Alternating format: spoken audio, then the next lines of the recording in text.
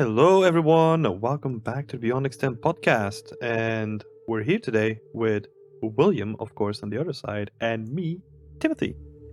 How are you doing, Will? Hello. Hello, I'm doing good. I am feeling, I don't know, I'm feeling refreshed. I had a good night's sleep and feeling ready for some podcasting. Oh, yeah. Yeah, man. We have something special for this one, right? Something that we've been Yeah. talking on and off on for the podcast as well. And Mm-hmm. I think we even addressed it in some of our earlier episodes too, in a rough shape, or we glanced over it a little bit. But we want to dedicate this episode more to the topic of just game schools in general. Mm-hmm. So yeah, it's been a big topic, right? Because everyone keeps, especially in these times, keeps talking about how expensive they are if they're going purely online, how expensive they are in general in America, anyways. Mm-hmm. And we just wanna dive in and just give our own perspective to the matter. Yeah. So I've been doing a little bit of digging around and trying to get some of the more boring stuff out there, like the numbers, because everyone keeps talking about like the tuition fee, right? Yeah. Especially it's so crazily expensive compared to what we have to pay, right? Especially in my own perspective, looking at the numbers that America is just throwing at you, where you have Oh my god. Yeah. we have like, well, you're in debt for like 100K or whatever for like a full course. Yeah. Yeah, it's pretty harsh. Yeah, I think that's why this question, I mean, it's an important question. Should I go to a game school in general, like wherever you live?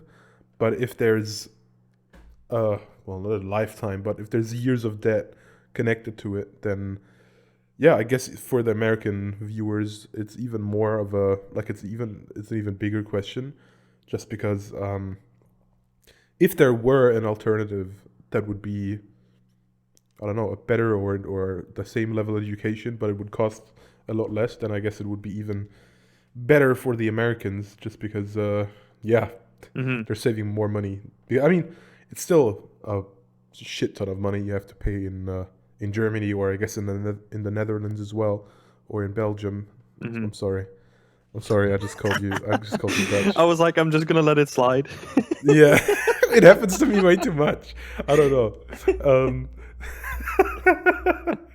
but uh, but yeah, but in America, like you said, it's just it's th- the amounts you can't believe how much money you have to pay for some schools. hmm Yeah, I've also been talking to some people from the community and outside of the community, and just hearing the numbers. Like I've some numbers written down, like 30K per semester and something like that. It's just like, what, Oh my god. 30K?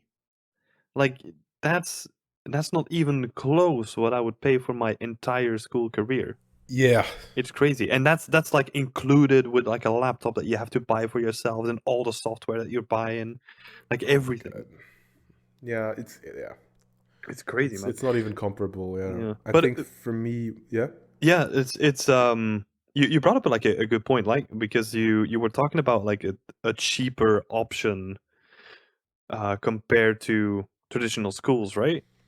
And I Hmm. think that's also why mentorships are becoming such a big deal right now.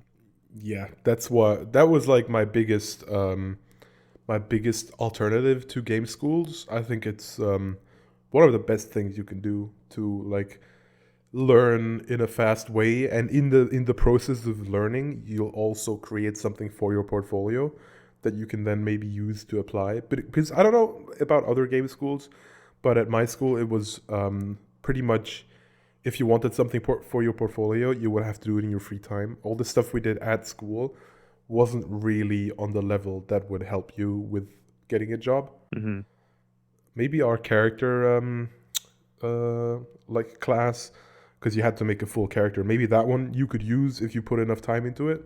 But for all the other stuff, the restrictions were so big that you couldn't really make a cool environment or a cool prop to then also put in your portfolio. It was like mainly for school, which is Yeah. kind of sad because yeah, like I said, with the mentorship, you can learn so much just because you have an experienced person, like guiding you, um, and then ideally in the end you'll have something you can be proud of and put on your portfolio and maybe apply somewhere with it. So yeah. Yeah, exactly. I have the same sort of experiences where like a school took you like 70% of the way or like 80%, right? But then if you really wanted to make it so that you would stand out from all the rest and be like a contender for the industry, you would still have to put in like some additional hours after. Yeah. Which yeah, which also brings up like another question, right? Of is that fair to do? Like just that topic in general where you have to put in more work even after the work that you're already doing. But yeah, then again, like Mm. you're doing that inside of the industry as well, where if you want to move to the next position, you're looking to spice up your portfolio for that next position anyway. Yeah. Yeah, it's not like, I don't know. I mean, I guess there's other jobs or other like things you could study that are close to it, but it's not like I don't even know what the English word for it would be, but like if you're learning in some kind of you're learning how to become a fucking carpenter or something, you Yeah, kind of just do it every day, and then at some point you have all the knowledge you need. Um, but it seems to me that at game schools that's not really the case. Like you can't just go there every day and just do everything they tell you to and then be ready for a job. yeah. Just because even though I don't know how long some of these universities programs are, but mine was 2 years, and Oh, two I didn't years. finish. Yeah, I didn't finish mine. I left before for my first job, but I from what I've seen from or heard from the other people that were in my class, it's definitely not enough. You either needed some knowledge beforehand, but even then it wouldn't really help you because then all the stuff you they would teach you would know already. Mm-hmm. So there's not really another way than to just put a load of time in it, in your free time, which is what I did. Yeah. 2 years is really crazy though. Like our curriculum was 3 years, but then most Yeah. people did it in 4 years. So they would spread out the amount of stuff that you needed to learn in 3 years just over 4 years, Hmm. which is what 95% of the people do in our school, Yeah. including myself. Because it was such an overload of knowledge that you had to learn on like a daily basis because you're not only doing art, you're also doing programming, you're doing rigging, you're doing concept art in the first year, you're doing a lot of different things, and it's just really difficult to like, okay, I did my concept art assignment, now I need to switch it up to 3D because that's due tomorrow as well. Like that was just crazy. So that's exactly what I wanted to talk about as well. Is that usually when you're at a school like that, it's they're I would say they're missing focus, because of course it's good if you know something about rigging and animation and programming, just so later in your job you can maybe relate to the other people in the other departments more, and you can Hmm. be like, okay, I'm gonna do my mesh like this because I know that it's gonna make it easier for the people that have to animate it, right?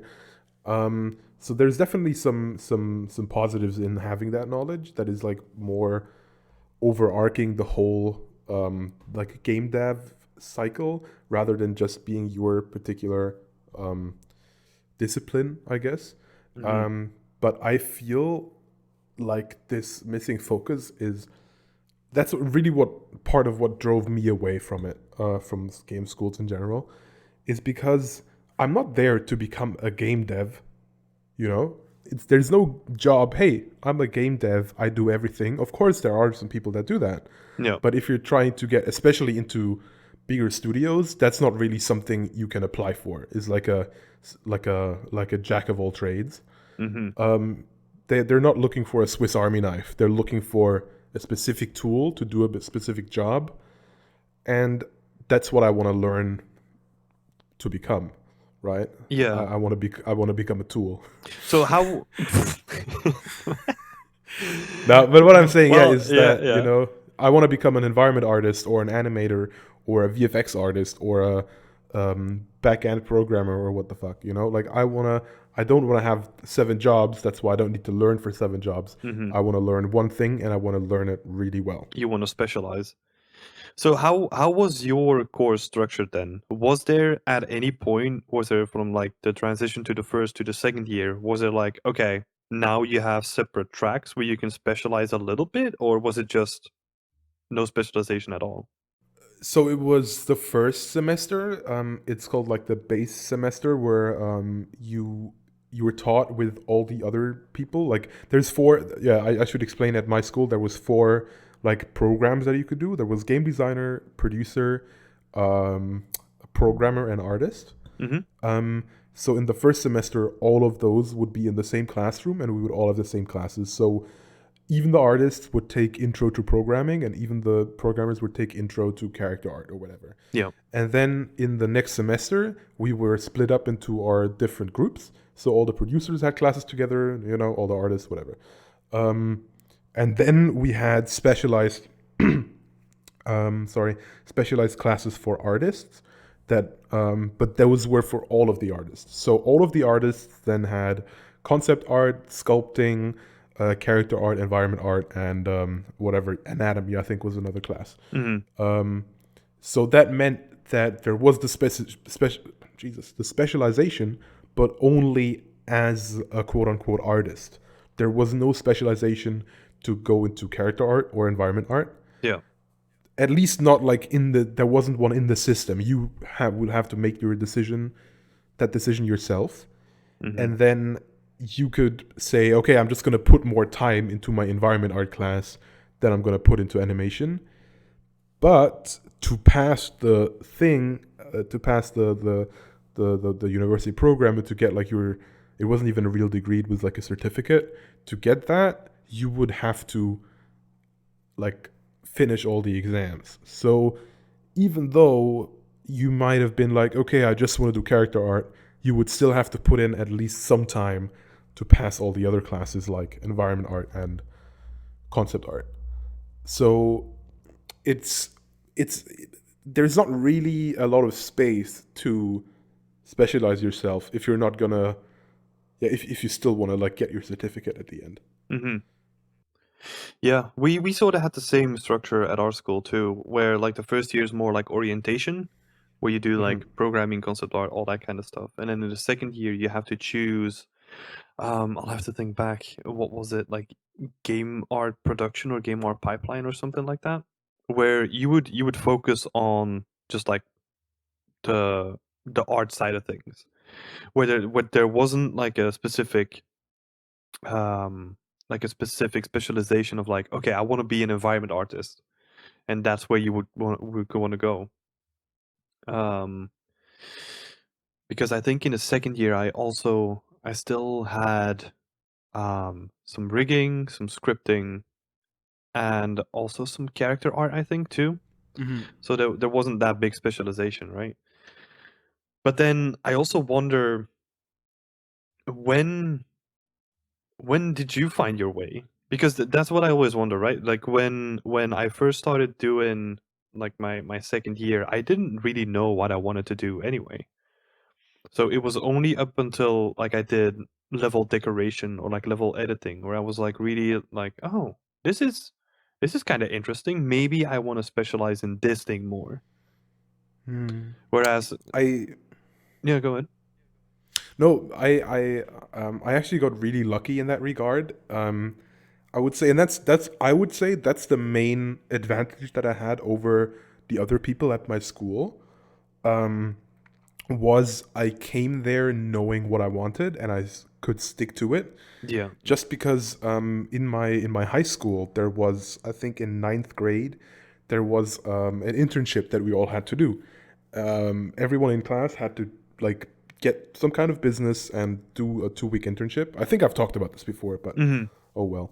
And my 2 week internship, because I was like, oh, I want to do games. You know, I wanted to do drawing. I like drawing, so I applied at like some game school, some game company in Berlin, and they were like, oh yeah, sure, you can come here and check it out. And they pretty much just put me into 3D creation. That was what it's called at that company. And at first I was like, I don't want to do 3D. I came here to do, you know, to draw and stuff. But they were like, yeah, just try it out. And I tried it out. They showed me Max. They showed me ZBrush and a little bit of Photoshop. And I was just blown away by how fun and awesome everything is. That's why, like, I learned that while I was in ninth grade, so 3 years before I graduated high school. So in that time, I was already dabbling a little bit with doing some props in my free time here and there. Not a lot, but you know, just a little bit. So when I came to that game school, I was already in the mindset of I want to do environment and prop art. Whereas a lot of the people that came there as artists, they were like, "Oh, I want to do character concept art." Like 90% of my class wanted to do character concept art, Yeah, yeah. and most of them then kind of switched over to doing more of either like 3D in general. I think most of the people became more 3D artists Yeah, once because they that's what. realize that concept art is like a no way to go, unless you're like super Yeah, it's dedicated and like the 1% that makes it. exactly, yeah. And then a lot of people also switched over to environments because yeah, that's also I would say generally more needed than characters. Yeah, Um, so and that's the thing. I already came there knowing what I wanted to do. So from the start, I was able to kind of specialize myself and do like a prioritization and be like, I'm still gonna attend anatomy class, but I'm not gonna, you know, go crazy over the homework that we got. I'm just rather gonna sit at home for a couple hours and work on an environment and test out some new stuff and do some tutorials. yeah, So that's I think what helped me kind of break the mold a little bit and just then yeah finish the like just quit the thing early, quit the school early, and already I was able to have enough knowledge just because from the start I focused on one thing. yeah. Which I guess if you would have a 3 year program or like I said like a 4 year thing, and after the first year you could actually specialize yourself on something a little bit more specific, then I guess maybe that would kind of work out the same way. So Yeah, yeah. exactly. I think it's a tricky thing for schools to balance as well, right? Because Hmm. um if I look at it in a broad perspective, I think the school that I went to did it really well, and they changed a lot of the stuff in the meantime, and I'm not up to date with what they're doing now. But I think they did Sure. like a really good job with just trying to introduce you to as much as possible, and then trying to support you if you wanted to do like a specialization. Because Yeah.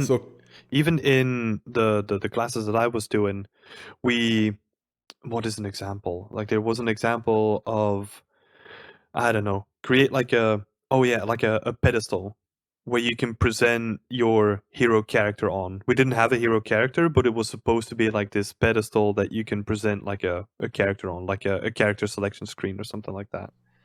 Yeah. And there were some people that really approached it in their own way, where they were like, okay, I know that this is the assignment, but what if I make it into a bigger environment, because environment art is what I want to do. So Yeah. there was that gray zone where you could go into those things, talk to the teacher about it, and he would be like, okay, yeah, that's good as long as you still do the pedestal, right? Like that's the focus of this, but if you want to make it into like a bigger environment, that's totally fine too. So that's like a really interesting example of like where the individual teachers can also like reinforce the things that the students want to learn, where they can be supportive of their specialization, and if they have that industry experience, which is also super important, and we're probably going to dive into that a little bit later Hmm. too. Yeah. But if they know that those specializations exist in the industry, they can sort of cater to them as well. Yeah. I think there was a couple of teachers that I really liked at my school. One of them was unfortunately like the teacher for all the stuff I didn't feel like I needed to like really focus on. Yeah. So she was doing concept art, anatomy, and then later on she was doing anatomy of mythical beasts, which was a class that we had. It sounds Just awesome kind though. of kind of funny. Yeah, it was like about making like a dragon, but of course that dragon needs to have some kind of anatomy that would kind of make sense. Yeah. It was like how would the leg move? Where would like the joints be in the leg of a drag and stuff like that. Yeah, because everything Um, starts from realism at some point. exactly, yeah. But yeah, so she was awesome just because she was like very free spirited and just a nice person. Um, but I would also come up to her and be like, hey, I really wanna be an environment artist. I understand, I respect what you're doing for the concept artists because I think it's really, like they're getting like the best teacher. She Hmm. was awesome for that. But it's not really giving me a lot. So can I just, can I just do like the minimum requirements for this exam? And then she was all, I think she was pretty much like, hey, if you work on an environment during my class, that's cool. Like Yeah. I get it. I get it. I totally get it. It's not really giving you a lot. So just as long as you're not disturbing anyone and just doing your thing, go ahead. Hmm. So that was, like you said, some teachers are very lenient with that and they understand kind of the needs of the people, of the students. So that was really cool. Um, Yeah, that's exactly how I but played it as well. Sorry to just yeah, interrupt, but it's like I I looked at the curriculum, right? And then I was looking at character art and I was like, I really know that I don't want to do character art. So I'm just gonna try and skirt by, like have fives or sixes, just enough to get me through the school itself. Also let the teacher know, like you did. I didn't do it like the first day, but like in I don't know, yeah, no, in the middle me neither. somewhere, I Yeah, was just like, look, I'm really finding out that I don't really like characters, but I still want to try and do my best, right? And there's still important lessons that you can learn from characters too, but it's not the specialization that I wanted to get into. So I was already like picking and choosing between like, okay, I know that character art I need to finish at least a 5 or a 6 just to get me through the course, but I want to do my best on environment art. yeah, yeah. Um, I think that's the best advice I can give someone doing a game school right now. It's just if you know what you want to do, then put all the focus on there. If there's like for me at some point I kind of knew that I wasn't gonna finish my school. I was like, and that meant that then I was like, okay, I'm not even gonna spend a second on doing this exam because I just want to put every working hour that I have, every minute, I want to put it into my portfolio so I can, you know, Yeah. apply somewhere and just get the fuck out of here. Like um, that might be an interesting one to dive into, like as a quick tangent. Like how and when did you realize when you wanted to drop out of school? yeah, so I never thought about dropping out of school just because I was a good student in high school, and that just meant to me, you go to some kind of college or something, and then Yeah. you get a job. That's how I thought the world worked, right? Yeah. Because that's what you're taught. And then I would say after a year, well, already after like the first semester, I was like, okay, um, I don't know if this is the right way to get where I want to be. Um, and then I started like doing some tutorials online and just finding out about all the other resources there are for 3D artists to learn. And I was like, okay, so maybe there is something here, right, that I could learn from. And then I got into Substance and just doing like the Tim Bergholz tutorials, and then I was on his forum for a while and just pumping out shitty work like the pistol that I showed you. When we did that episode about our old stuff, like that pistol was in that time. Like that was like maybe half a year into uni. Um, and then one day we had like I don't remember what it was called, like portfolio day, where one of the teachers would just come and talk to us about our portfolios, and that was like maybe a little bit over a year in, and he said like, I think you're almost ready to be in the industry. And what that meant to me was I just need to lead, I just need to work a little bit harder, and then I'm ready. Yeah. So because in all that time I had been like, there was this is just a little anecdote, like a little side thing, but I think it explains my frustration with that school a little bit. Which was, there was one class called 3D Engine Basics, which was in the first semester still, in that where everyone was together, Hmm. and we had to look at Unity and then like program a little game and add some graphics to it and all that. But the teacher just sat in front of the class and said, "Okay, I'll send you all this link and then just do this tutorial." I was like, "Dude, just we're just gonna do like a free tutorial online. Why am I paying for this?" Yeah. And then we had to like program like a little ball to do shit, like you could move it around and stuff. And I didn't know how to do it because I'm horrible at programming. And then I went up to the teacher and I was like, "Hey, can you just help me? How would I approach this?" Um, and he just told me to like Google for it and then copy the code. I was like, "What? What are you talking about right now?" Like that. First of all, that won't help me understand the basics of anything. That won't give me any knowledge going forward other than just Googling shit and copy pasting it. And what the fuck am I paying for? Like, all of this I could have done at home. And I wouldn't have done it at home because it's not even what I want to do anyway. Yeah.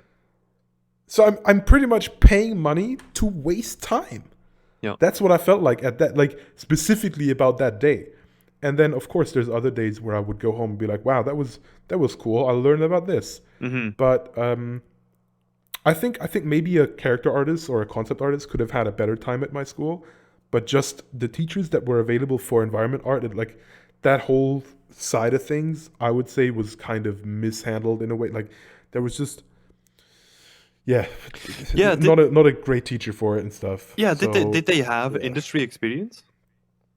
yes, from 8 years ago, Okay. Yeah. like Yeah. yeah. So they were like, "Oh yeah, I guess you can try using Substance, but I like Photoshop." And Oh yeah. It's so like that I kind like of GIMP. stuff. Yeah, like fucking one time a teacher asked me, "Hey, did you use Substance or did you do those textures yourself?" I was like, "Excuse me, Grandpa, what did you just ask me? Like what? Did I make those textures myself? What? Yeah. Yes. No, I didn't. I didn't use a fucking chisel and carved it into rock. Yeah. Yeah. No. No, I No. used fucking I. substance like a person. Jesus. No. I painted them in acrylic and then scanned them in. Exactly. I did a fucking Jesus. I did a little, yeah. But It's that is interesting, right? Like it was, yeah. Of a lot of people's experiences with schools depend so much on the teachers. course. Because if that is also a good way to look at a school and see if it's good, if they even provide this information, where you can look at the teachers and see if they still have relevant industry experience, where Yeah. they for instance they worked on games that you know or that are recently released or something like that. Yeah, they all those teachers, they like worked on games from my childhood, like Yeah. that was their industry. Like it felt like, yeah, you were in the big cool industry companies and making cool AAA art 8 years ago. Yeah. Like it's just not up to date. It's and it feels bad because they know what they're talking about, but not anymore. Yeah. A lot of the time, like the guy who was teaching character art, amazing artist, but an amazing artist with clay. He had been doing clay sculptures for the last, I don't know how many years, right? Hmm. Like he hasn't been doing game art, so of course he'll still know the anatomy and all that stuff and how to make really cool expressive characters because he still does that. But on the software side, he's gonna be outdated, obviously, Yeah. just because yeah, it's the industry moves so quickly. Yeah, that also must be so tricky to maintain as like a teacher. If you really want to be good at teaching, right? And you Yeah, have like a full-time teaching job to still go out of your way to stay up to date with like the latest software. Like for instance, if you've been using 3ds Max for all your life, and then this new guy Blender is coming up to the scene, and everyone in your class is using it because it's fucking free as well, No. then at some point you just need to be like, okay, I need to at least get some knowledge in this program so I know what I'm talking about. There's obviously, like Yeah. you said as well, like with the clay and the digital, like there's still things that are going to be transferring between, and Definitely. the same is going to apply for 3ds Max and Blender obviously. No. But yeah, um I think it's important to have a look at the teachers that they have on offer, and just have a look at where they come from and what they've done in recent things, because this is the interesting thing about some of the schools in America, where they have people that are in the industry doing Yeah. classes on the side. Yeah. I mean, we both did that, right? Yeah, yeah, exactly. Yeah. I I think, think that's a way better way to go. well, yeah, you did it. You did like a teaching class, but I was just more involved in like juries when it comes to like the final examination. So I was never teaching a Right. class myself.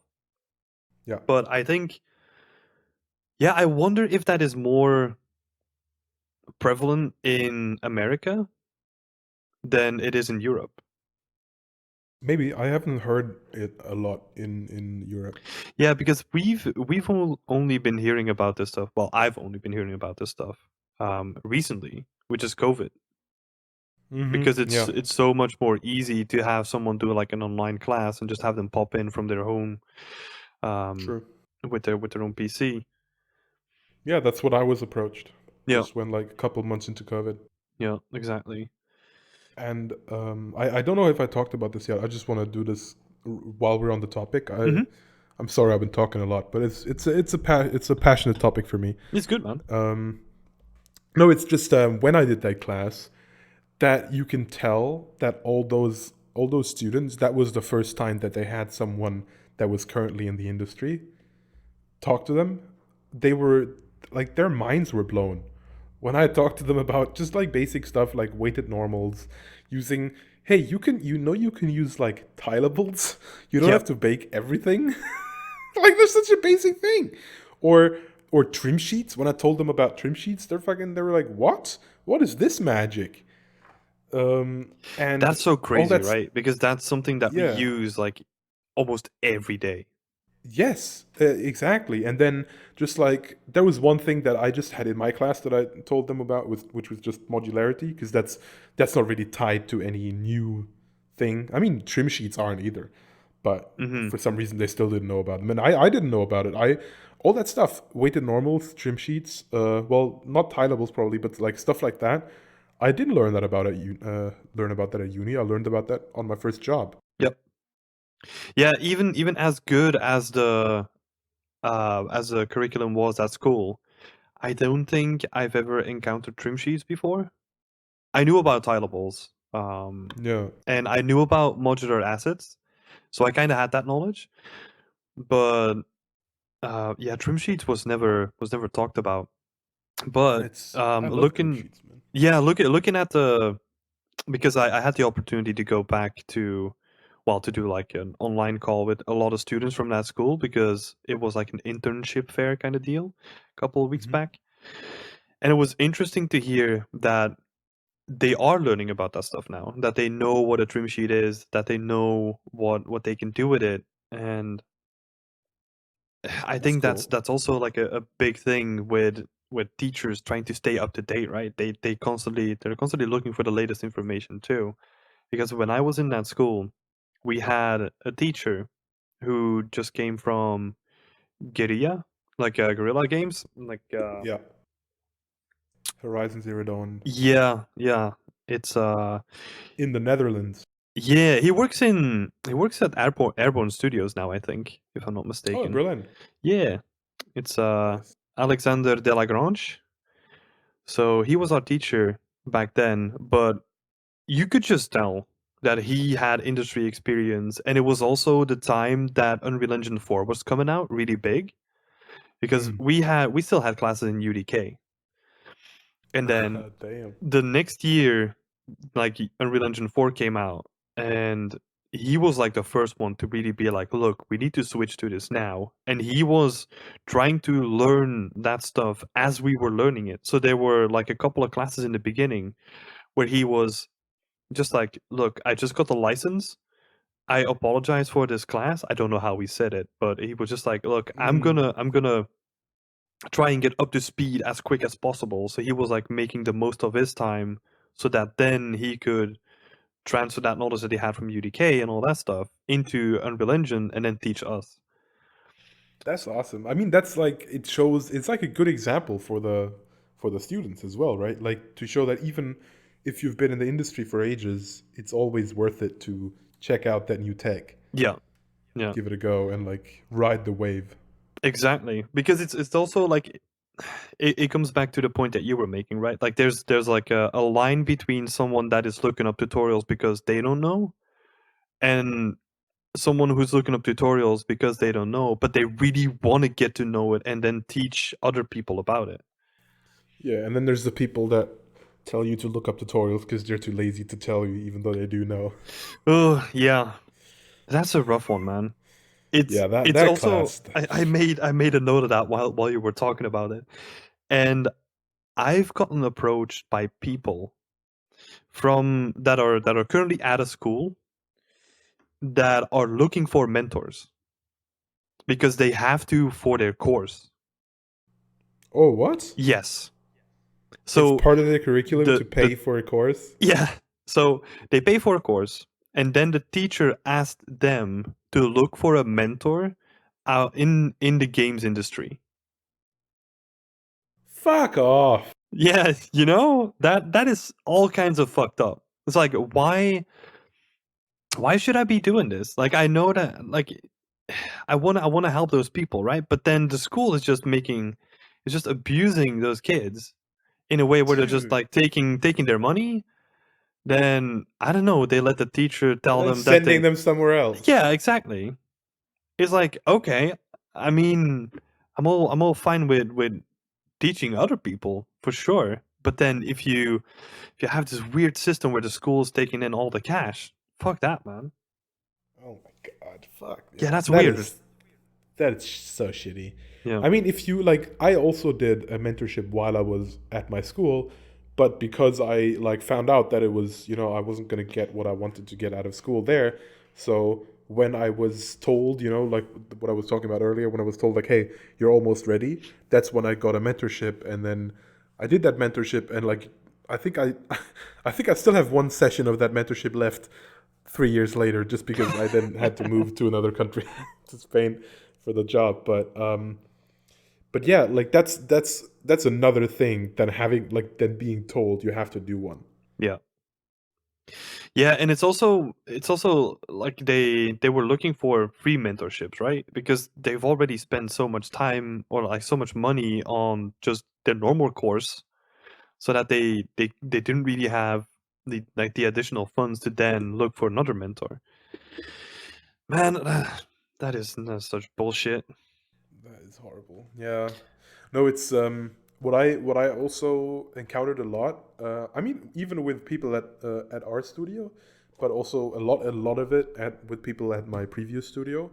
Um, I didn't have an internship as part of my school, Hmm. but a lot of people do, where they have to do like a half year internship at some place. Um, and I always had. This is just my personal opinion. I wonder what you think about this. Hmm. Um, I always felt weird about people going to, let's say, Elite 3D, the place where I worked before, and then working there for half a year on like AAA titles, and then going back to school. Um, I think it was a lot of it was my personal perspective, because at my school you didn't even get a bachelor's; you would have just gotten like a certificate. Yeah. So I was like, why would you ever go back to your school? If you have an internship, if you've already got a place to work, you know people there, you know the workflow, why would you go back to school? I guess, yeah, if you get a bachelor's, then maybe it's worth it. Yeah. But in my head, dude, if you've got a fucking job, even if it's just an internship, just quit your school. I mean, that's. I don't want to. I don't want to give this advice to anyone because, like I said, this is just my You heard it here personal first. feeling. Just quit your school. If you want, if you like I said, if maybe it's worth it to stay for the bachelor's, but Yep. personally, no one's ever asked me about my bachelor. I could be stupid as a brick. Maybe I am, Well, but do you want me to comment on that or? just wait. But people wouldn't know because all they care about is that I had work experience because that's the most important thing, Yep. and I've had some titles under my belt that I worked on, and that is just so valuable. Just because people know, hey, this guy knows what's up. This guy hasn't been at school working with like some students. No, he's already been in a studio environment.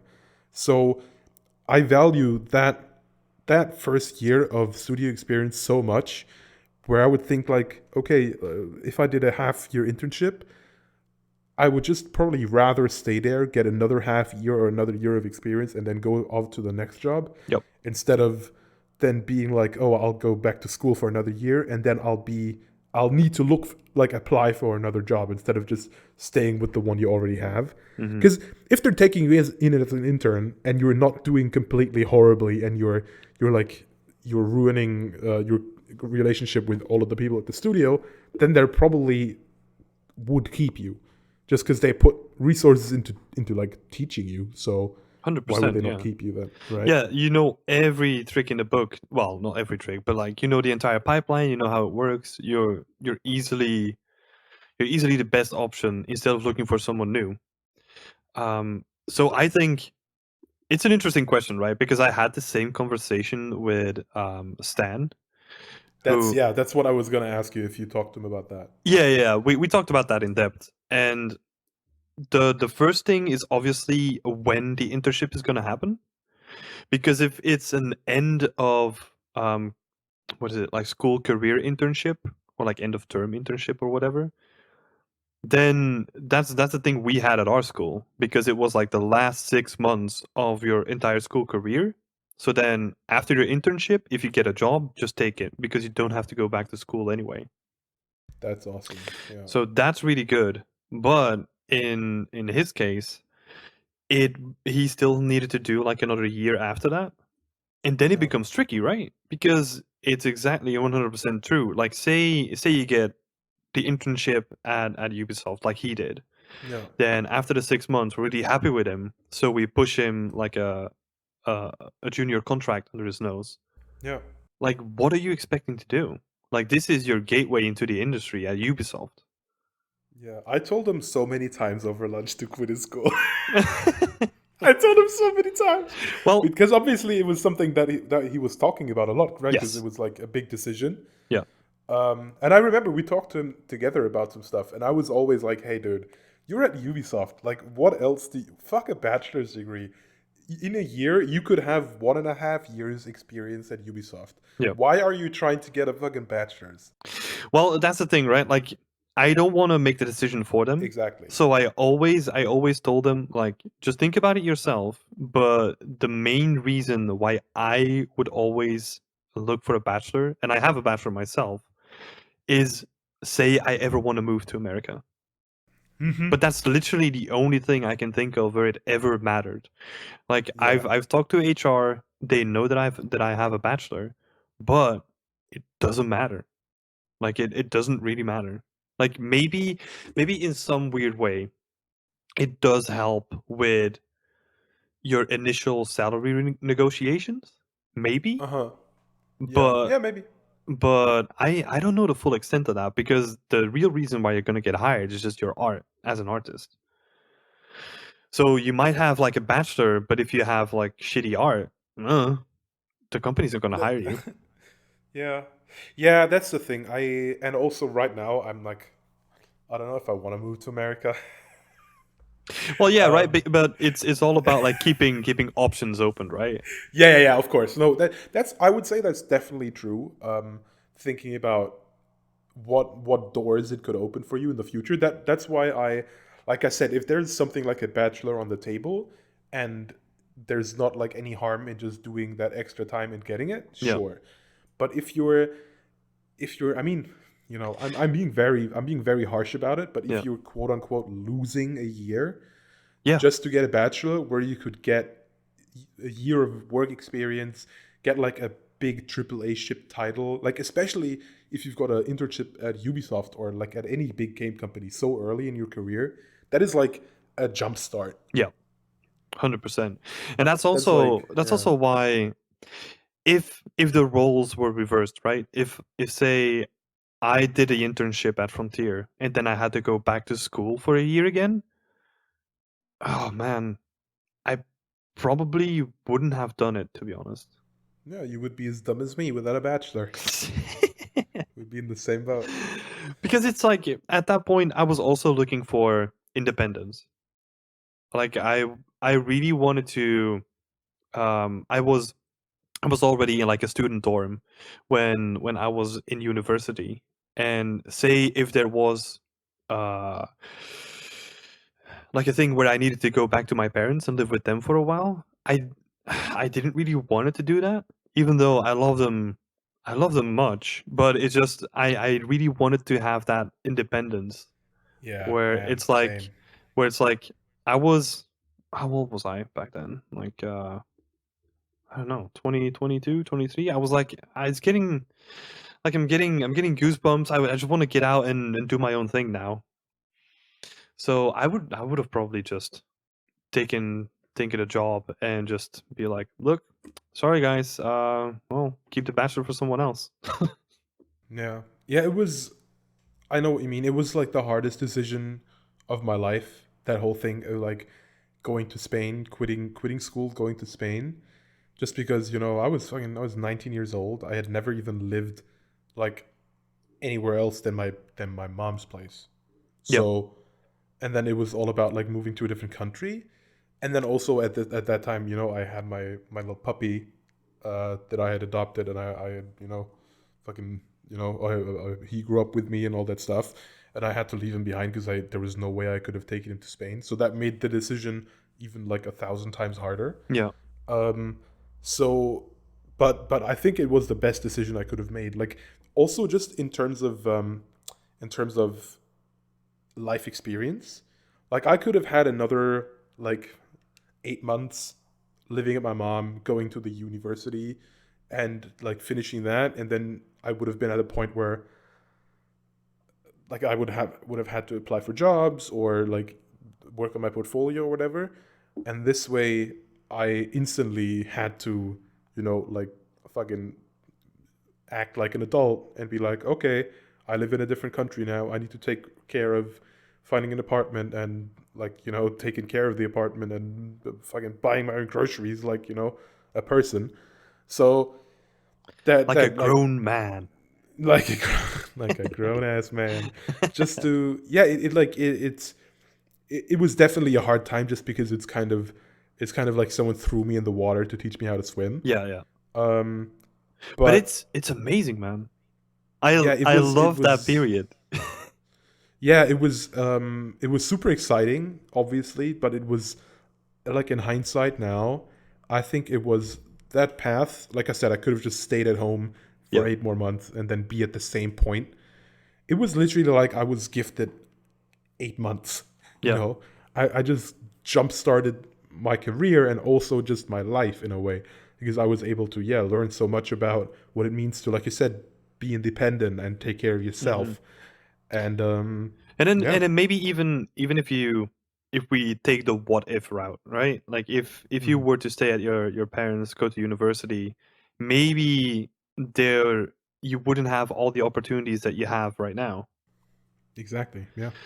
Because oh man, that is such an exciting time when you get that offer to move abroad and just be like, look, we want you to work for this company or do this internship or whatever. Oh my god. Yeah. And it is really stressful because it's like you said, you get thrown into the water without knowing how to swim. And it's like, oh, okay, like how do I get registered? Like how do I go to the shop? Like what do I say? Like how do I approach this? Um Oh my god. Yeah. And then also I had French class in school. I didn't know a word of Spanish. I had never been in Spain yeah. before. Like I think one time for a connecting flight. That was the only time I had ever been in Spain before I moved there. And that's the thing. It was like the biggest risk I took in my life, Yeah. but it paid out uh tenfold. Yeah. It was scary as shit. It was fucking so like daunting and anxiety inducing. I think I remember developing a nervous tick in that time. I would blink all the time super hard because I was just constantly on edge because I was thinking about should I quit my school? Should I just leave all this behind and move to Spain? I Yeah. literally remember that. It was such a weird time. Such a weight on your shoulders, right? To make that Yeah, decision. and then yeah, and uh I was like literally awake all night, and then because that was when I was in the period where I had a deadline to quit my school. I think I've talked about this heaps before, but whatever. I had a deadline to quit my school, and if I didn't quit my school then, I would have had to pay for the fourth semester. Yeah. So, but then I just didn't hear anything from the company where I applied or from the companies. So I was in that space where I was like, fuck, if I quit school now and then I don't get the job, then what do I do? Um, but in the end, my decision was, I'm just speeding this up a little bit because I talked about it before. In Yeah. my end, my decision was pretty much like, like, even if I don't get the job, I don't want to stay at this school. Yeah. So my decision was kind of like I knew what my decision needed to be. So I actually went and quit school. And then on that day, I got the email from Spain. Like after I quit my school, I got the email from Spain. Hey, you got the job. But if I hadn't gotten the job, my plan would have been to just hunker down and do a couple mentorships and Yeah. just work on my portfolio to then get ready to apply to another job. Mm-hmm. Yeah.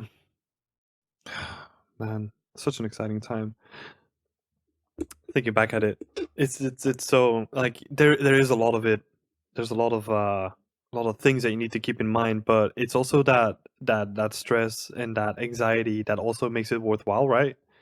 Because you're literally thrown, well, at that point, not everything, but like almost everything is on the line. Yeah, it turned my life completely upside down. Yeah, Mm-hmm. but like you said, it's worth it. Yeah. Yeah. I loved it. Um, so I think we talked about this before, like in a previous episode, right? But I wanna talk about the mentorship that you did as well. Uh huh. Which one was that again? It was Jeremy Estrellado. It was Dynasty. Oh, okay. Yeah. Did we talk about that? I can't remember that. I don't know. I don't know if we did. We may haven't. Yeah. That's cool Yeah. though. I was quite active in his Discord at that time. Just I used to do like the portfolio reviews and stuff. I used to get those. Mm-hmm. I think I think there still might be a YouTube video with my portfolio review on it, which is Okay. like all the old stuff. I think some of it I showed on that episode where we showed our old portfolios. Um, yeah, it was like a I kind of transitioned from the Tim Berghold's forums to the Dynasty Discord because it was less focused on guns and more on like environment, and I could just, I had people that would give me feedback and stuff. Mm-hmm. Um, and then I was like, yeah, I want to get like the fastest. I want to get to the point where I can apply for a job the fastest way possible. And I was like, I guess this is the way to do it. So Yeah. I think I got like in the first or second round of mentorships he ever did. It was like really early on, Was that and was that already paid? yes, Okay. it wasn't expensive though. Actually, I was quite happy. Like it was, I don't know, I don't remember exactly how much it was, but it was like 200 euros for 4 weeks. That's pretty Oh good. damn! For 4 weeks. Yeah, like It's pretty 4 weeks crazy. of like, yeah, we had a call each week. We had like a half an hour or 45 minute like call where I could show him my progress, Mm-hmm. and then in between I could just I think Send that's them kind some of updates standard. and You could just send him messages and ask, yeah. and that was so helpful. Just like, hey, how do I set up a material to do this? How can I make this look more authentic? And just like just like quick questions, and I would get answers. That was kind of what I was hoping for. The like that's how I would have liked my school to be. Mm-hmm. someone that Yeah. actually spends time on thinking about giving you answers and whatever. Yeah, exactly. And that's also that those are also my experiences with mentorships where I'm not doing like a full mentorship at the moment, right? Because I only do like once a month, so it's more like a 1 hour catch up, but they can still message me in between. Um Yeah. but I think that is the most important thing. Just being available when they need it and just being open to just talk about everything as much as possible and just being as honest as possible. But Yeah. What? yeah, talking about these mentorships though, because he recently relaunched the mentorships with the Dynasty Empire, right? So he has like a lot of new people on board as well that are also doing mentorships linked to that. Uh huh. And then also the mentorship coalition, which recently went from 500 to 800 for like what is it? I have the site open here. It's like 6 hours 1 month for like $800. And the reason why I bring this all up is because we've been having discussions about like the pricing of it, where from my perspective or like from a European perspective, they might be somewhat expensive, right? If you look at that amount of money, that's how much I paid for like an entire year at my school. Really? Was your school that cheap? How? Yeah. I don't know, dude. Yeah, it was like 800 euros a year. So I have the tuition fee from my school for this year. The tuition fee is 940 euros. And then there's Wow, like an additional cost for like all the required software, which is like 300 euros. So that would bring it to like 1,235 euros a year. that's still pretty cheap, I would say. Yeah, yeah, definitely. So like if you put those things into perspective, like a mentorship might seem like the more expensive thing, right? But the thing that always interests me with those conversations is just if you put it in perspective as an American. Yeah. Like say you have to pay like 100 grand in total versus getting like a really good mentorship like a month or even 5 months for like 2000. Like Hmm. that is a bargain with someone that works in the industry. That is. Yeah, I definitely paid a lot more than you because it was like a private type of school. Yeah. I don't want to lie. Let me check what the. I can't tell where the if there's a price Yeah. on this, Yeah, but while you look that up, I have some other tuition fees as well because I was yeah, go ahead. curious, right? Like I was looking at Gnomon as well, Mm-hmm. and they have what is it like a tuition for like term 1 and 2. So I'm guessing that is like the first year? Question mark. I'm not too sure about this, but it's like 20K. Yeah. So that How is long is that? Sorry. um it's term 1 and term 2. So I'm not sure if that is like 1 year each or if that is like 1 semester or something like that. So the total for both terms is like 20K. Um, but yeah, just to put it in perspective, right? Like just having the uh what do you call it? Like the resurgence of these mentorships where a lot of people are building brands and companies out of them versus like what you would normally pay for like a full tuition at like an American school is just crazy to see how that spawns like an entire new uh category basically. Yeah. Okay, so I can't find the tuition. I just know what I paid, and it was like 5,000 euros a semester. A semester. And it Yeah. was yeah a semester. So for 2 years, it would have been like 20 grand, Yeah. which is expensive for like a private school in Europe, but obviously nothing compared to the US. Hmm. But yeah, like okay at that place, you would also get a computer, where that you could pretty much use 24/7 with like most of the software on it. For some reason, Substance wasn't included because it wasn't industry standard. My ass. Um, so, but yeah, like with pretty much like ZBrush and Max and all that stuff. So sure, you could have like a place to work, but to be honest, you could just get like just buy ZBrush, buy Substance. At that point, you could buy Substance. Now you can't anymore, but whatever. Then just do a couple like tutorials, get the basics down, and then start doing mentorships. Yeah. And you're probably gonna pay, let's say, over a year. If you do like a couple mentorships and you buy some software, let's say you pay like $5,000 a year, $8,000 a year, maybe. I don't even think it would be that much. Yeah. But let's just say if you're actually like buying fucking, if you're also buying Marvelous Designer and all the software for some reason, right? Then let's say it would be $5,000 in a year.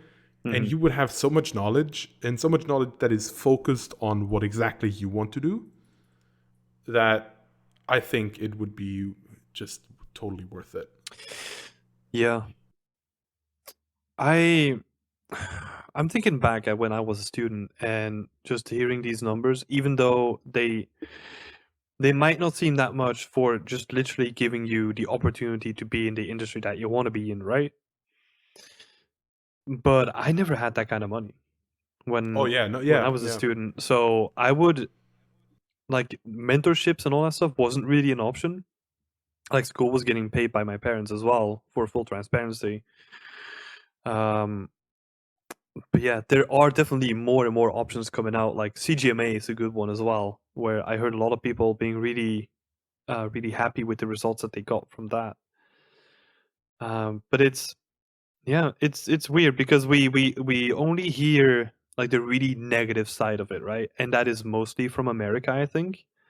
But then we don't have enough people talking about the comparison points within Europe, for example, where it seems to be uh, like more like a more affordable option. Well, not all of them apparently. Like like your yeah. school doesn't sound too affordable to me, which is kind of Right, surprising, yeah. right? For like such a progressive city as Berlin or like a progressive country, I would say. Yeah, it's. I think it's just that private schools are always like on a different. Because yours was like a Oh, state true. school, right?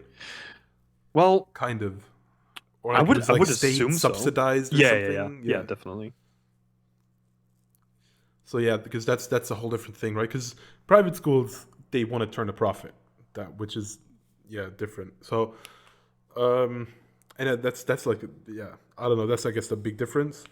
But yeah, like you said, just the money can.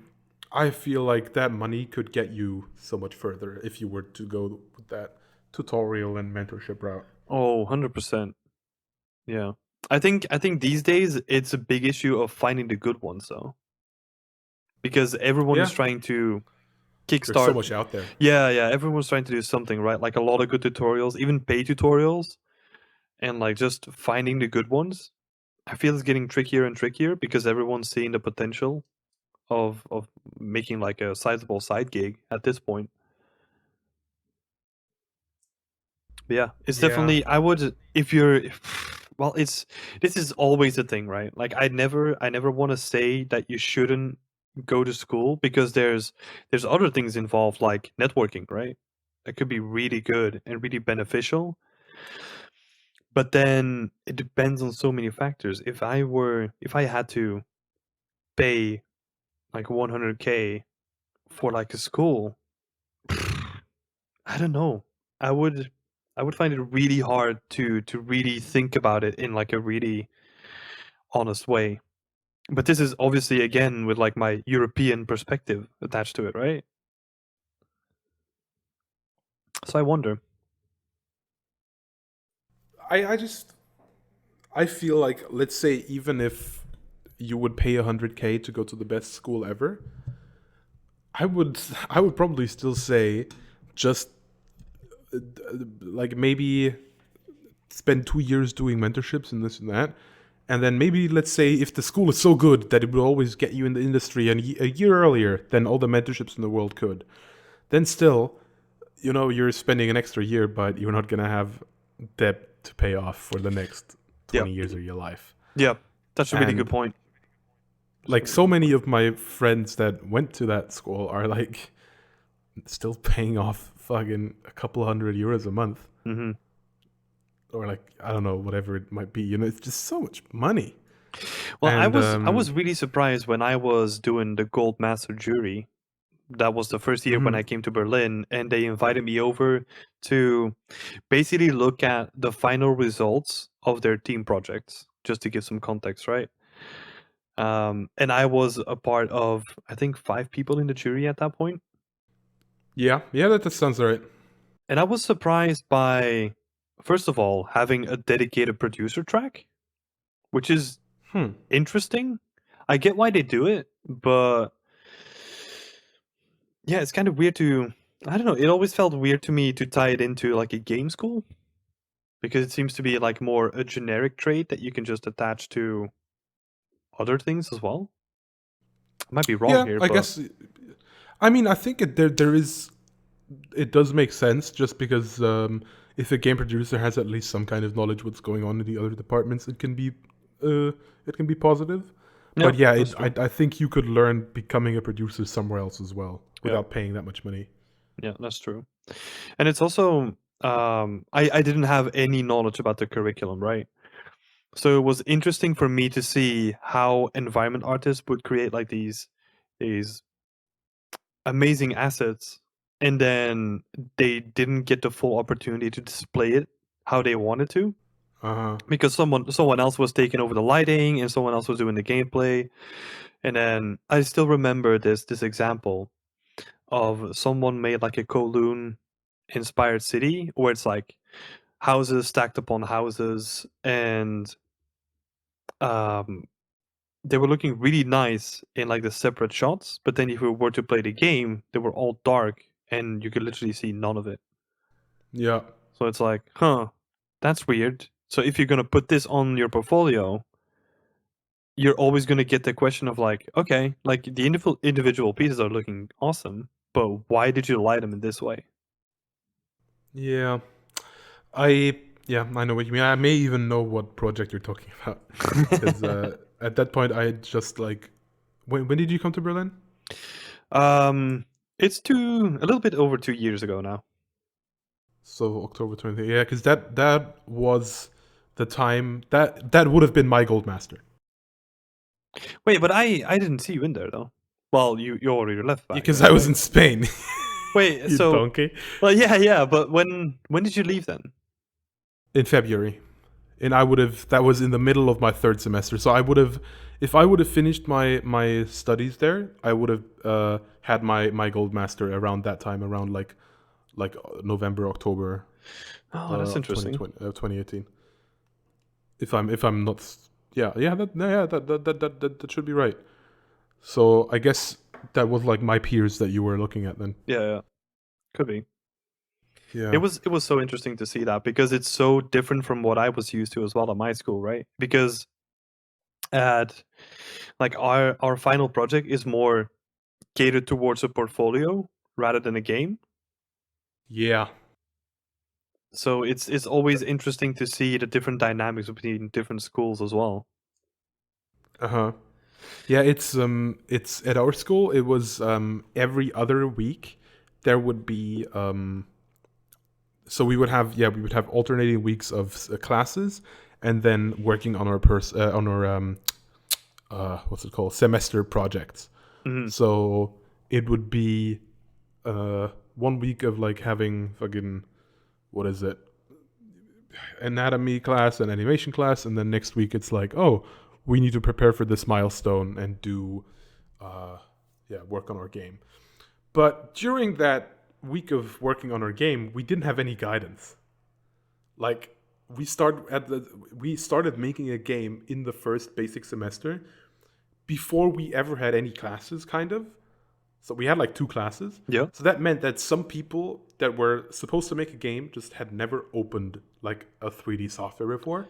Oh God. So, which is also like, I don't know why you would go to a game school if you've like never tried it. But I guess that's the thing. A lot of people were coming there to do character concept art, and then they were like, "Oh yeah, you need to make a 3D environment now."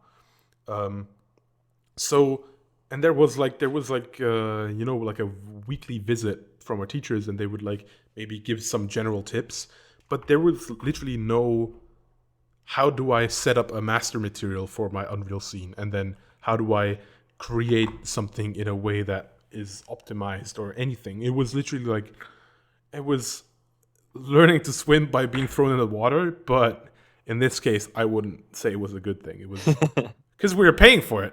Yeah, exactly. This is interesting, right? Because we as the Beyond Extend community is currently working on, well, by the time that this episode airs, it's already going to be finished. But they're currently working on a challenge, and it's also like a Mhm. team challenge, and it's interesting to see those same dynamics that you just mentioned, like um, also surface to a certain extent, where you have different skill levels in our case, where you have people that have made their own scenes before, and they really want to pitch it into like a team scene for this one. But you also Mhm. have people that have no experience whatsoever or barely any experience. So then it becomes interesting to see that some people just create a master material, and instead of creating like an instance, they create like a duplicate and then change that Mhm. material, right? But this is something that I think coming back to game schools and teachers and mentorships in general is something that is also a really difficult thing, is having to think about all the things that you take for granted, because sometimes, like, I wouldn't think about setting up a material instance, like it's second nature by this point. But then Yeah. if you have like a person coming in Unreal Engine for the first time, I wouldn't explain them how to set up like a master material or something like that, because I would assume that comes straight out of the package at this point. But it's not, right? And then you see them fumbling with like, look, you explained this and this, but there seems to be like some information missing in between. Yeah. I didn't know anything about master materials until I did the mentorship. Yep. I was working on an Unreal, two Unreal 4 projects with just everything having its own material set up. Like it was, yeah, because no one told me. We literally, I think that's how what we did in environment class is, first of all, we weren't allowed to make our own textures. We had to use photo textures, but Yep. we would literally take the photo textures and then plug them into the different channels for each separate material without making an instance. Yep. So yeah, we didn't really. But then coming back to like a curriculum, right? This is a question that I wanted to ask you. Like, say we're talking about, because you brought up the point where like a school curriculum is not focused enough to a certain degree. Like, how would you love to see it? Like, how would you think it could help like students coming into the industry? I think there should be. Man, this is a hard question. Yeah, I and think there's yeah, like a reason why I asked this, because I've tried to answer that myself, and there's always like different things that come up, right? So yeah. go ahead. To to be honest, I don't know if this is realistic, Hmm. right? This is just um, it's kind of based on my personal journey, which, like I said, might not be everyone else's. But what I would like to see is a game school that that starts when that starts a little bit later in the process. It's not. It doesn't start with, oh, I want to make games, so I'm gonna go to a game school. It already starts at the point where someone is at the level that they're like, I want to become an artist, a 3D environment artist, right? So ideally, people would already know what they want to do. If you know what I mean, like Hmm. it's not like they just have this concept in their head that they want to make games. Yeah. So They that's already that's what a lot of schools are trying to do with the first orientation year, right? exactly, but then they'll maybe find out what they might want to do, but then they haven't had any time to like learn the most basic of basics. Because I would like a school where instead of just learning like how to move the mouse in 3ds Max, where that is kind of something that is already a given. Everyone at least tried it out before because they know they want to do it, and then you start at a point where you get a little bit more specific. That's man, it's such a hard question, but there's so many people out there like in the Discord saying, yeah, I want to become an artist, environment artist, but I don't know how. Like where it starts there, Yep. and then it goes through all, like maybe not the basics of the softwares or just, but it goes through the basics of environment creation or prop creation. So you have, yeah, like I said, something about trim sheets, something about modularity, baking, high poly, low poly, best practices, how to optimize, how to integrate into an engine, how to build stuff inside an engine, and how to work maybe with like different departments, or how to do like like a quick lighting setup for yourself and like some quick VFX to like get the squeeze the little bit of like the last bit of quality out of your scene. Yeah. And that's what I would like to see, because I think otherwise that was a big thing at my school. Is we had two types of people at that school. We had people that were like way behind because they didn't spend any time on it at home, so they would just be there, not like being like every after every step that we were like, where is edit poly, where can I do this? Hmm. And then there was the other people that were like working on something else on their second monitor, and every 5 minutes when the class would be at that point, they would do that little step and then they would go back to the other thing. There was like a couple people in my class Yep. that were like way ahead. So I would like there to be like a better, like a starting point that's kind of similar, so then everyone can kind of move along at a similar pace. Of course, there's going to be people that are better than others and quicker and spending more time at home working on it. Hmm. But just so you kind of get an introduction into all the things you would need. Like ideally, I would like the result of something like that to have a full environment. So essentially, what I'm describing is I'm describing a mentorship. So, but I would say it would be like a full-time mentorship where you wouldn't have a call every week. You would just have like 6 hours, 8 hours a day where you go through. You would have like, yeah, I would do it like maybe the first 4 hours of the day would be okay. Today we're gonna work on we talk about modularity, and then the rest of the day you have time to work on your scene and maybe take that stuff that you learned and put it into use, and Yeah. then the But teacher is this still around. And but this is already after the first orientation, right? yeah, what I would like, what I was thinking would be that there isn't any orientation at the actual school. It's you come there already knowing what you want. But Yeah. that's the thing. I don't know how realistic that is. I But think it's totally unrealistic because yeah, I think that's the biggest issue that the schools have to struggle with, right?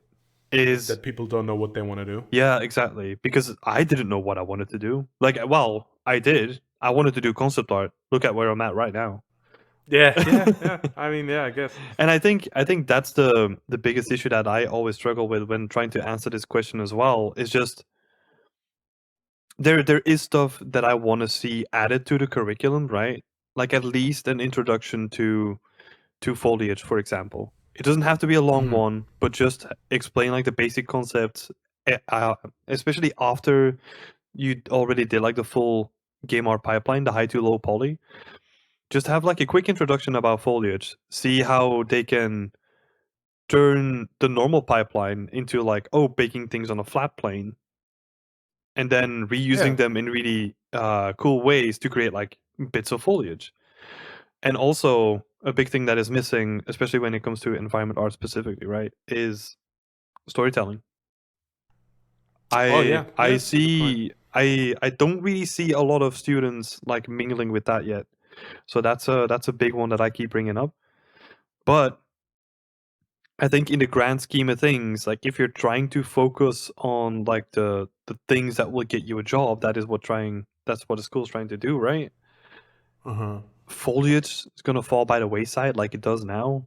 Storytelling is cool, but I mean, getting like the high to low poly, learning about like modularity, those things are way more important than just storytelling. Yeah. And yeah, that's also where your own um what do you call it, like your own drive and your own passion for the subject comes into it too, right? Because that's where you see the people that are doing like the crazy work because they already think about those additional things. Yeah. But yeah, to come back to how to structure it, I don't think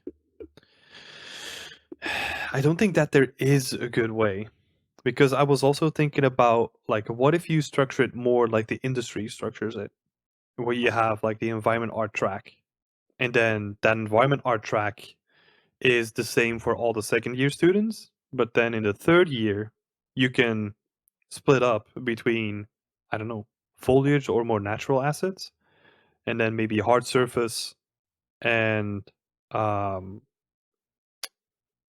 yeah, I would Yeah. say just like hard surface, and then the overlap between the two is maybe level art or something like that. Yeah, that's interesting because on the other hand, then I would say that for me personally, I knew from the start that I wanted to do environment, but I kind of still don't know if I want to go more into hard surface or environment or this or that. You know what I mean? Yep. Like that is a distinction that's hard to make for me now. Yep. And a lot of the time, I would say people develop into those roles while they're working at the studio. I agree. Yeah, So yeah, that's also it's where so hard. this idea is exactly like you brought it up. Like that's I have the same process of thinking, and then it's just like, but I don't even know what the fuck I want to do. Yeah, Like I mean, I love I to do think so many things. Like I don't want to be restricted to just doing foliage, because then you're missing out on all the interesting hard surface stuff that you might want to dabble into. Yeah, I think that's the thing. It's everyone's so different. Everyone's needs are different. Everyone's paces are different. So I would say my ideal game school already exists, and it's sitting at home, finding out what you want to do, doing tutorials, then doing more tutorials that are maybe like a little bit more expansive, and have some more content in them, and then starting to do mentorships and building your portfolio. Hmm. But then the thing is, we've been trashing game schools a lot, especially me, this episode. But there's also definitely some pros to game schools, which is some people don't work that way. Some people can't just sit at home and do tutorials and mentorships. They need to, have like a routine where to go to a place, and they have peers, and they have like a structure. Yeah. It's just, some people just. I'm not that way. I felt very weird in that environment, but some people, they need this structure, and Yeah. they can't just stand, like, wake up every day and work on their own shit, because then they're not going to get anything done. Yeah. It's also, and to add to that point, it's also like you might be in a place in your life where you kind of need that, because that's how I felt. Like I didn't really know what to do when I was going to look for universities.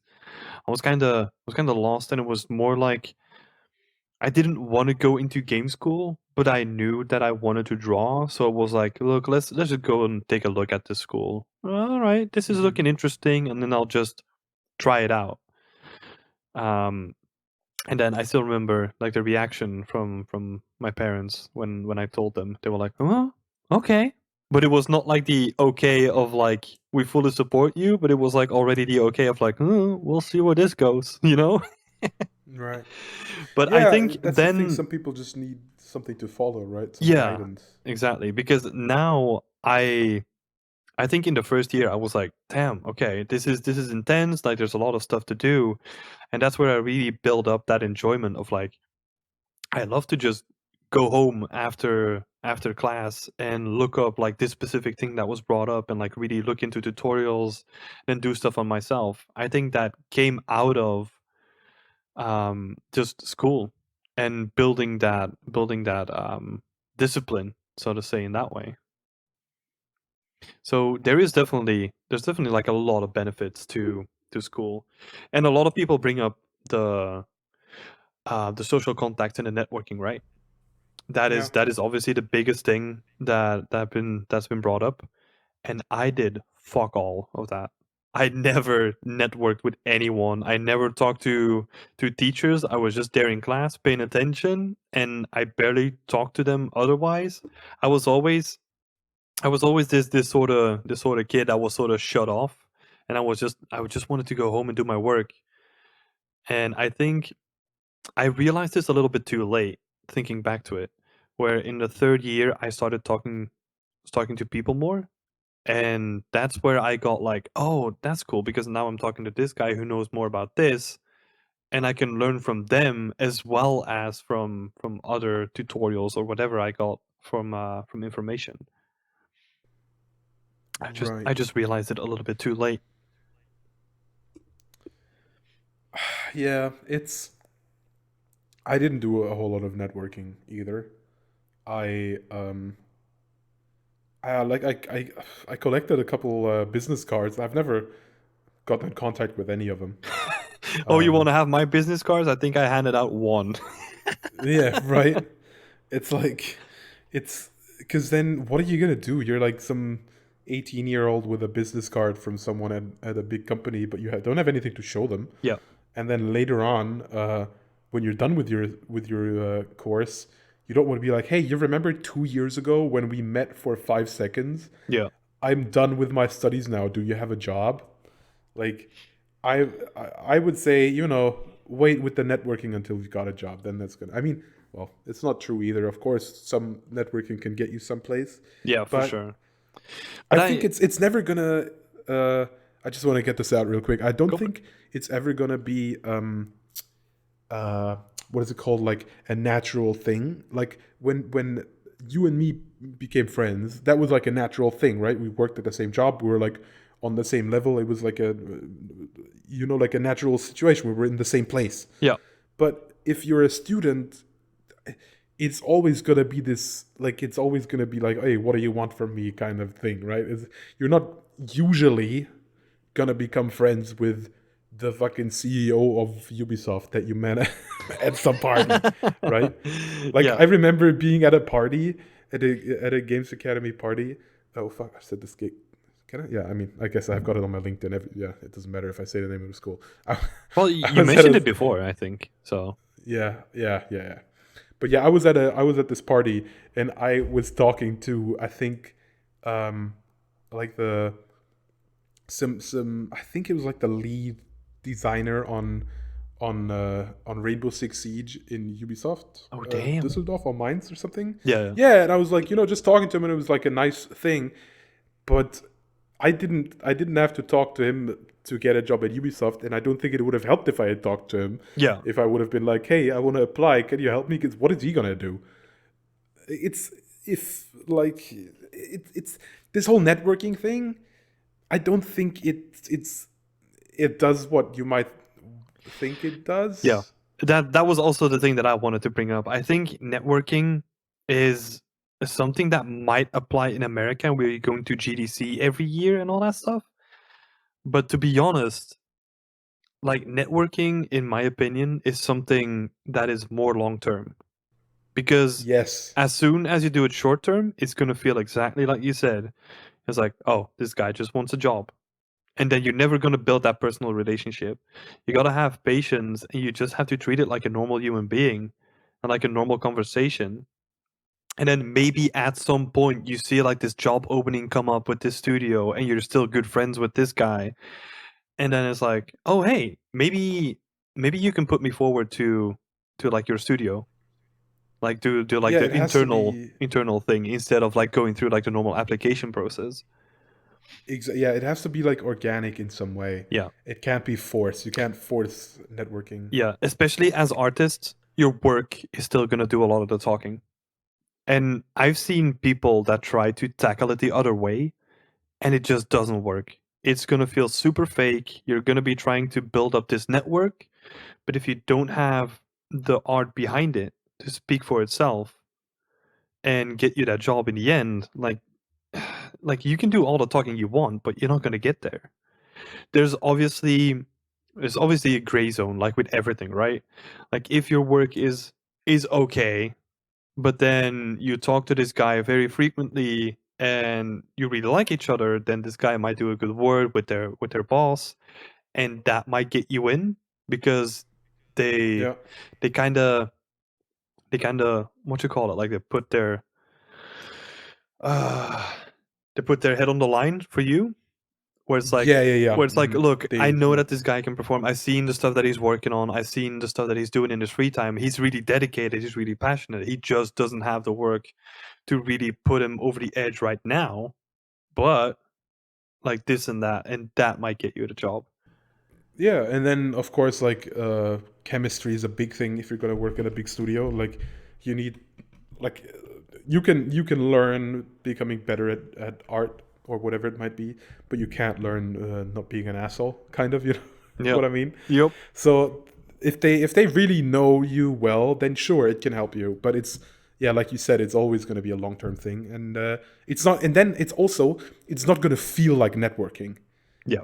You know what I mean? It's just going to feel like your friend is going to help you get a job. Yeah. It's if you're going somewhere thinking about, hey, today I'm going to network so hard, Exactly. then I'd say it's probably already going into the wrong And direction. I've made that mistake too, where I was like, Right. okay, this is my first industry event. Like everyone keeps talking about this networking. I'm just gonna be professional, print out some what's it called, like business cards, make myself look professional, and it always was super fake. Like people can I'm see gonna, right through that shit. yeah, I'm gonna network my ass off. Yep. It's not, yeah, And then you go it's not home gonna, with like a couple of business cards handed out and no real connections built up. dude. Yeah, exactly. And then, yeah, and then like the connections that you'll have is, like, I don't know. I helped a friend get a job because I had known him for 5 years, Yep. no, longer than that. Yeah, since we went to high school together. Like, like Hmm. we've known each other for a long time, and then I know he's a good guy, and I've seen his work. I helped him get his portfolio ready and stuff. Yep. And then it's not a fake weird networking thing. It's just organic.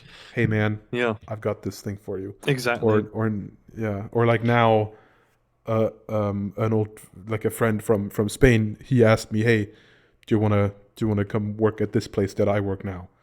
It's Yeah, it's you can't force it. There's just no Hmm. way. Yeah, and the same applies to game schools, right? Like if you get like overhyped by just like, oh, like the networking that you can do in schools is really good, but it's not really networking. You're just making No. friends. Like Yeah. the networking always feels like this false kind of thing to me, where it's like, oh, I'm going to school because I want to network. It's like, no, you go to school because you just want to learn stuff, and you might make some really good friends along the way. Yeah, and these friends might, have like, down the road they could help you get a job or whatever it might be, or you could help them get a job. But if you're thinking about that while making the friendships, then yeah, Yeah, already you're off to a already wrong done start. for, brother. Oh man. There's one thing that I wanted to talk about in relationship to game schools again. Are you keeping up with the rookies at all? I have never heard of them. Oh, okay. Because that's one of the things that I did in the beginning when it was coming up. It's sort of like back then it was more like a portfolio site, but it was they would rank students coming up into the industry like once a year. So people would Okay. flood that site around, I think it was May, to just have their portfolio on there, get rated by some industry professionals, and then get like well, for lack of better term, is like their seal of approval, Hmm. where it's like, oh, you get this A stamp on your portfolio so that you're ready for the industry kind of thing. Right. Hmm. Um Yeah, it's kind of tricky if you don't know about it, right? But I was just wondering Yeah, I'm looking at the what website you think now. about that, because now they also do school rankings where they basically look at the portfolios that are coming out of schools, and then based upon those people and how good their work is, they try to rank the schools. I think that's maybe a weird thing to do because it doesn't really speak on that. It can have like a general gist, if there's a lot more people that have good portfolios coming out of that school, then yeah, it might have something to do with the quality of the school. Hmm. But there could be other factors, right? Just like the motivation of those people and just their personal mindsets and whatever it might be. Yeah. But yeah, I mean it's definitely a great way to give people, like, give students like a way to break into the industry, get their name out. Hmm. Like, that's, you can think of 80 level what you will, but that, I think that was one thing that helped me, is just getting that first, like, article out and just getting my name out there into the cosmos of 3D Yeah. art, so that 100%. at least, yeah, Same for some me. people had seen something before. Yeah. Like when I wrote my first article, um I still remember that they replied to me in telling me that, well, they sent me like a couple of reminders because I was working on it for a long time. And Hmm. then when I send it, they were like, "What is this? Like you send us like an article worth three articles." So they had to split it up because I went so deep into it. But Damn. those series of articles, they really helped me get traction and just get more people to see all the things that I wanted to do, right? Hmm. So there's definitely a value to them. It's just with this with this specific one, I think there's still it's obviously still a good thing. But sometimes I hear students talking about like, "Oh, this school is the best school according to the rookies. So that's the one that I'm going to." Yeah, I wouldn't put too much weight in that, I would say. Yeah, because it's like with everything, right? Like if you put all your eggs in one basket, like it's never a good Uh-huh. thing to do. Like always compare between things. So that you can have a look at the rookies and have a look at some other sites that are doing the same thing. But I think the rookies is the most known one, especially for people coming up now. Sure. Um, and I've definitely fallen into that trap myself, where I was boasting about my school when I graduated because they were like top one back then. It's like, look, Okay. I come from this school, but then I started thinking about it, and it's like Doesn't it's mean anything for you. yeah, it doesn't really mean anything to me personally, and it's so dependent on who's taking part in that, because sometimes they go really hard into marketing and you have people that are really enthusiastic about like sharing their stuff on social media, so they will take part in this. But then you have like another year where people are less enthusiastic about that Hmm. from this particular school, so the rankings go down based upon that. It's kind of a yeah, it's kind of a weird thing. Yeah, there's so many factors in there, I would just say. Hmm. It's hard to put like a exact number. Like I said, I think it can be like a compass. Jesus, it can be, yeah, it can be like a general thing of like, okay, maybe this school is more towards the top and this more is more towards the bottom.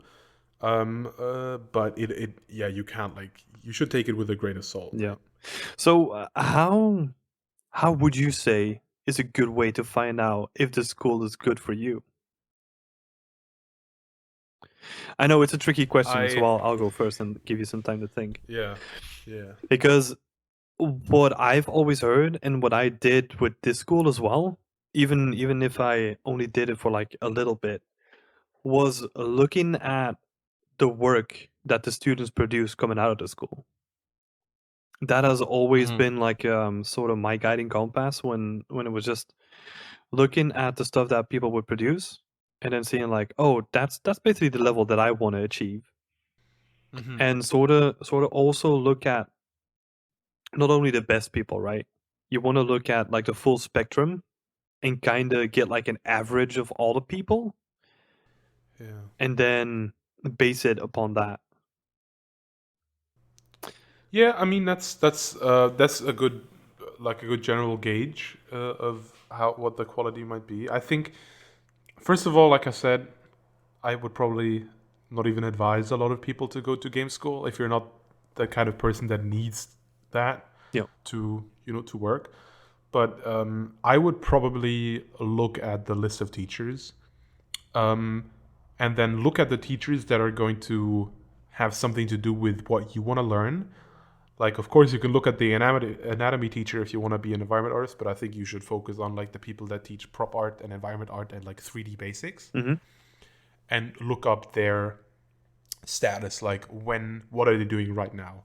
Are they working in a AAA studio with like current or next gen stuff? They know like the new tech, or are they working on like, are they even doing 3D stuff anymore? Are they doing architecture now, and they did a little bit of 3D ages ago? Like, Yeah. just find out what kind of knowledge are they going to be able to give you, because I think that's going to be your that's those people are going to be your main resource, and if that resource is already 10 years old, then maybe it's not It's not it's not that great, right? yeah, won't get you that And I far. Yeah. and I think the same applies to mentorships as well when we're talking about them too. Like a look up, Sure. you can basically apply the things that we both said to mentorship, where you want to look at the Yeah. teacher and just to have a look at what they produced, but also look at what the students are pumping out. Because sometimes there's this disconnect that happens where he's an amazing artist, he or she is an amazing artist, but it can't really translate that into like good teaching methodology so that the students don't really get all the benefit that you would normally expect with a teacher like that. Yeah. Some people have a lot of knowledge, but they aren't great teachers. Yeah, exactly. Okay, man. This was good filled episode. I like this one. Yeah. I hope people can get like what they need from it. Yeah. I It's think this definitely a should tricky hopefully. subject, right? Because we talked about a lot of things that can help you get into schools, or like how to find a way into schools should you want to, or like other options if you don't want to go into school, right? Like mentorships Yeah. are still like a really valuable and good option, Yeah. and there's a lot of them that are coming up.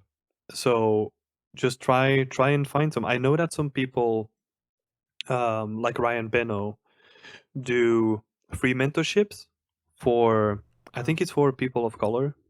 oh, So that's awesome. there's there's some offerings where you can really take advantage of that kind of stuff. So I would definitely recommend like keeping an eye out for them. Yeah, I also I want to say one very quick last statement, which is I've talked a lot of smack about my school, about schools in general, and why I think you should really think about if that's the way you want to go. But I want to finish it on the note that I went to a game school. I didn't like my game school, and I still wound up where I wanted to be pretty quickly. So if you like, even if you feel like you've made a wrong decision and you started going to a game school, or you haven't, you decided to not go to a game school, and you're like finding out, hey, this is not really what I wanted. I feel like maybe this isn't the path I should have taken. It's not too late. You can just say, hey, let me quit this school, or let me enroll for a school, or let me do something completely different. Hmm. Like, just be aware that none of these decisions are final, and you can like pave your own way. There's, especially in our industry, we have so much freedom with like, yeah, we don't need this, we don't need a bachelor's to apply, we don't need this to apply, we just need a great portfolio, Yeah. and that's all that counts. So like, there's so many ways to do it, and you just need to find your own. Hmm. Yeah. Exactly. And yeah, there is one tiny thing that I keep mentioning to other people as well. It's you only get out what you put in. And that applies to mentorships, that applies to schools, that applies to everything. Yeah. So keep in mind that a school is not like a golden ticket, or like a mentorship is not a golden ticket into the industry. You have to put in the work. Oh yeah, yeah. We had a lot of that. People that think that we're thinking exactly that. Yep, Like, I just exactly. need to do this. It's not enough to just do it. It's not even enough to, you know, do it and be good at it. You also have to put stuff like put time on it in Mm. your free time. Just, I mean, but that's the thing. If you're really passionate about it, then usually that shouldn't be a problem, right? Yep. At least it wasn't for me. Like now, like I said, I've been way more lazy in my free time, but back then it was like, because I had a goal. I need to get into this. I want to do this so bad. Yep. So then it wasn't, you know, there was no question. Of course I'm just gonna fucking sleep 6 hours or whatever it was, right? It just, I need to get this done. I want to do this. But it wasn't, yeah, it wasn't like pain and suffering. It was like excitement for what was to come. Exactly. I 100% agree, man. All right. That's going to do it for this podcast episode. Thanks all for listening. Yeah, thank you guys. I hope we could give you some insight. Yeah. And best of luck on starting your journey into the games industry. Catch you in the next Yeah. one. Bye bye. See ya.